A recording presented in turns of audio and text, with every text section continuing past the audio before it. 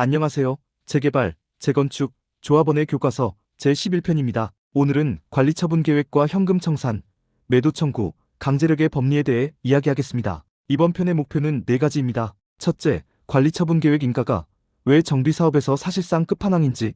둘째, 관리처분 인가 이후에 조합원과 비조합원의 지위가 어떻게 갈라지는지. 셋째, 현금청산과 매도청구, 토지 수용이 각각 어떤 구조와 위험을 가지는지.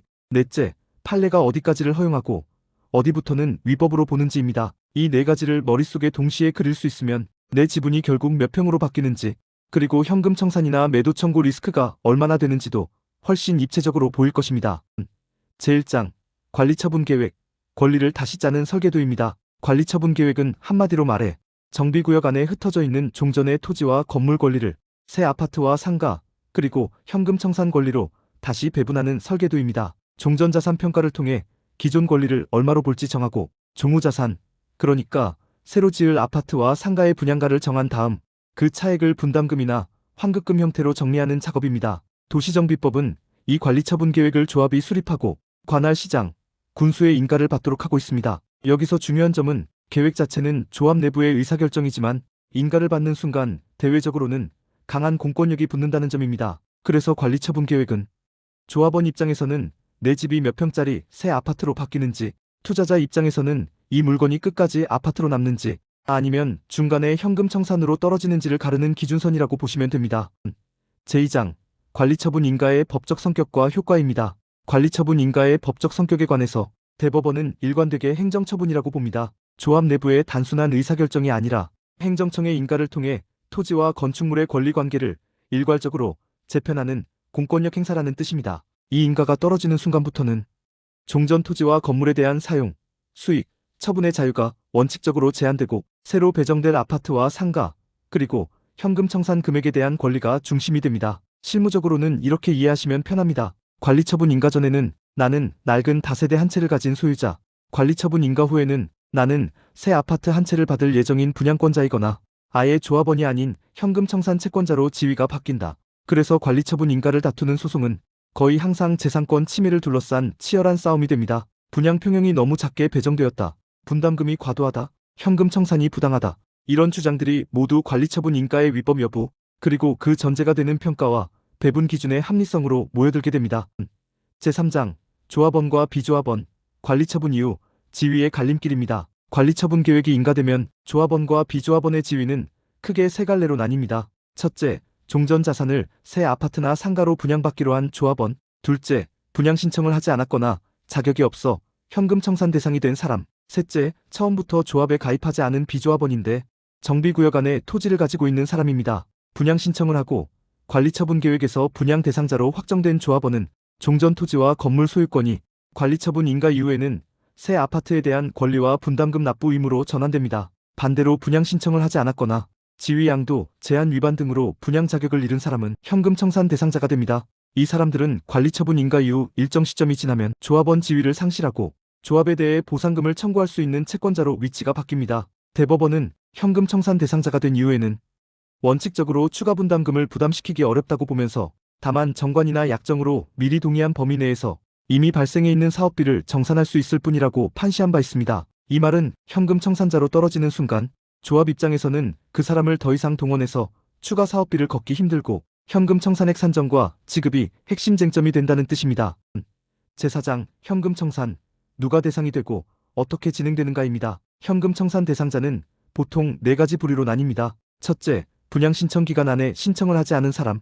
둘째, 분양 신청을 했지만 면적 기준이나 세대 기준을 충족하지 못한 사람. 셋째, 지위 양도 제한 위반, 투기 과열 등의 사유로 자격을 상실한 사람. 넷째, 조합 가입 자체를 끝까지 거부한 토지 소유자입니다. 관리처분 계획에는 이 사람들을 어떻게 청산할지, 평가 기준과 지급 시기, 이자 지연의 경우 조치 방법까지 모두 들어가야 합니다. 평가의 기준 시점은 통상 관리처분 계획 인가고 시일 현재의 공정가액이고, 평가 방법은 감정평가사 2곳 이상의 평가액의 평균 또는 조합정관과 정비계획에서 정한 방식에 따르게 됩니다. 판례는 현금 청산액이 너무 낮아서 사실상 재산권을 침해하는 수준인지가 핵심이라고 봅니다. 예를 들어 인근 시세에 비해 과도하게 낮게 평가했다거나 같은 유형의 조합원 사이에서 현저한 차별이 있으면 관리처분 인가 자체의 위법 사유가 될 수 있습니다. 또 하나 중요한 점은 현금 청산 채권이 단순한 사적 거래가 아니라 법령에 근거한 공법적 관계라는 점입니다.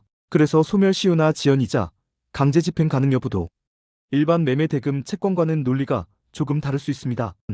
제5장 매도 청구권, 재건축에서 등장하는 강제 매수 카드입니다. 매도 청구권은 특히 재건축에서 자주 등장합니다. 조합 설립과 사업 시행에 필요한 동의율을 확보했는데도 일부 구분 소유자가 끝까지 조합 가입을 거부하거나 분양 신청을 하지 않고 버티는 경우가 있죠. 이때 도시정비법 제64조는 입법자가 조합에게 준 강력한 카드입니다. 요건을 단순화해서 말하면 이렇습니다. 첫째, 일정 비율 이상의 동의를 받아 재건축 조합이 적법하게 설립되고 사업 시행 인가까지 받았을 것. 둘째, 대상 소유자가 조합 가입이나 분양 신청을 거부하고 있을 것. 셋째, 조합이 상당한 기간 협의를 시도했으나 매매 계약 체결이 이루어지지 않았을 것. 이 요건이 충족되면 조합은 이 소유자를 상대로 법원에 매도 청구 소송을 제기할 수 있고 법원이 매매를 인정하는 판결을 내리면 그 판결이 곧 매매 계약과 같은 효력을 갖습니다. 가격은 감정평가 금액 등을 기준으로 정해지는데 판례는 대체로 재건축 구역의 개발 이익을 어느 정도 반영한 정상 가격을 상당 가격으로 봅니다. 너무 낮게 평가해 강제 처분에 가까운 효과를 내는 것은 재산권 침해로 보아 경계하고 있습니다. 실무에서 매도 청구는 조합이 쉽게 꺼내들 수 있는 카드가 아닙니다. 소송 비용과 시간도 많이 들고 법원이 요구하는 절차적 정당성, 협의 노력 입증이 까다롭기 때문입니다. 그래서 매도 청구는 보통 정말로 끝까지 협의가 안 되는 소수 지분을 대상으로 마지막 수단으로 사용됩니다. 제6장 예외적 토지 수용, 도시정비법 제63조와 토지보상법입니다. 도시정비법 제63조는 정비구역 안의 토지와 물건에 대해 예외적으로 공익사업 방식의 수용, 사용을 허용하는 조항입니다. 일반적인 재개발, 재건축은 조합이 민간사업 주체이기 때문에 원칙적으로 사적 매매와 현금 청산입니다.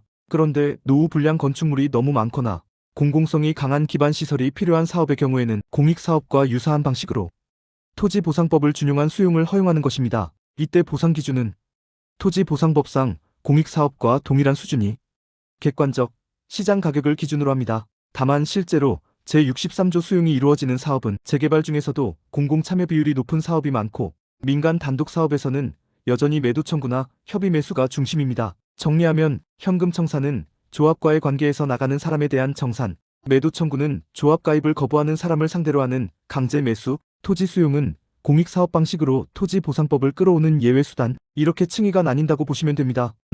제7장 관리처분계획하자의 유형과 판례 경향입니다. 관리처분계획을 둘러싼 판례를 보면 하자 유형은 대체로 4가지 축으로 모입니다. 첫째, 종전자산평가의 위법. 둘째, 분양기준과 배정방식의 차별. 셋째, 현금 청산 대상 선정의 위법. 넷째, 절차와 통지하자입니다. 종전자산평가와 관련해서는 감정평가사가 여러 명이라도 평가 지침과 기준 시점을 공정하게 맞추지 않으면 특정 구분, 특정 층, 특정 방향의 자산이 과소평가될 수 있습니다. 대법원은 합리적 이유 없이 일부 유형의 자산만 낮게 평가해 분담금 부담의 현저한 불균형을 초래하면 관리처분 인가가 위법해질 수 있다고 보았습니다. 현금 청산 대상 선정과 관련해서는 분양 신청을 하지 않은 사실, 지위 양도 제한 위반 사실, 세대 분리와 세대 합가 등 주거 형태 변동을 어떻게 보느냐가 쟁점이 됩니다. 어떤 판례에서는 같은 세대에 속하는 가족 구성원들 사이의 지분 구조를 이유로 분양 자격을 지나치게 제한한 조합 처분을 문제 삼았고, 또 다른 판례에서는 현금 청산 대상자가 된 이후에 사업비 부담을 둘러싸고 조합의 추가 청구를 제한하는 입장을 분명히 했습니다. 절차와 통지하자에 대해서도 법원은 비교적 엄격합니다. 관리처분 인가 내용이 개별 조합원에게 적절히 통지되지 않았거나 이에 신청 기회를 사실상 부여하지 않은 경우 소송 제기 기간 계산에서 조합원에게 유리하게 보거나 인가 처분 자체를 취소한 사례들이 있습니다. 제8장 실무 전략, 숫자와 권리를 동시에 보는 체크리스트입니다. 조합원이나 투자자 입장에서 관리처분 단계에서 반드시 확인해야 할 포인트를 간단한 체크리스트로 정리해 보겠습니다. 첫째, 내 종전자산 평가액입니다. 같은 동, 같은 라인, 같은 층과 비교했을 때 내 평가액이 유난히 낮지는 않은지, 평가 기준 시점과 감가, 요인이 합리적인지 이 부분을 반드시 비교해 보셔야 합니다. 둘째, 분양 자격과 평형 배정입니다. 세대 기준, 소유 기간, 거주 여부, 지위 양도 제한 위반 여부 등이 정확히 반영되어 있는지, 동일 조건인데도 평형이나 타입 배정에서 불합리가 없는지 살펴봐야 합니다. 셋째, 분담금 구조입니다. 총 사업비, 금융비, 일반 관리비, 예상 분양 수입, 그리고 그 결과로 산출된 조합원 분담금이 어떤 계산식을 통해 나왔는지 관리처분 계획서의 표와 설명을 통해 한번은 직접 따라가 보셔야 합니다. 넷째, 현금 청산 리스크입니다. 내가 혹시라도 분양 신청 기간을 놓치지 않았는지, 세대 분리나 지위 양도 등 때문에 분양 자격이 흔들릴 소지가 없는지, 현금 청산 대상이 되면 언제 어떤 기준으로 얼마를 받게 되는지, 그리고 그 사이 조합이 추가 분담금을 요구할 수 있는지, 이 부분을 조합 설명 자료와 판례 흐름을 함께 놓고 점검하는 것이 좋습니다. 다섯째, 매도 청구와 수용 가능성입니다. 재건축 단지에서 끝까지 조합 가입을 미루고 있다면 언젠가는 매도 청구 소송의 대상이 될 수 있다는 점, 재개발에서도 공공성이 강한 사업의 경우 토지보상법 방식의 수용이 가동될 수 있다는 점을 염두에 둘 필요가 있습니다. 재구장 마무리입니다. 오늘 제11편에서는 관리처분 계획 인가의 법적 성격과 효과, 조합원과 비조합원의 지위 변화, 현금 청산과 매도 청구, 토지 수용의 구조, 그리고 판례가 보여주는 하자, 유형과 실무 전략까지 한 번에 정리해보았습니다. 핵심은 세 줄로 요약할 수 있습니다. 관리처분 계획 인가는 낡은 토지와 건물을 새로이 아파트와 현금, 분담금 구조로 바꾸는 재산권 재편의 분수령이다. 현금 청산과 매도 청구, 수용은 조합에 주어진 강한 강제 수단이지만 평가의 공정성과 절차의 엄격함이 지켜지지 않으면 언제든지 위법 판단을 받을 수 있다.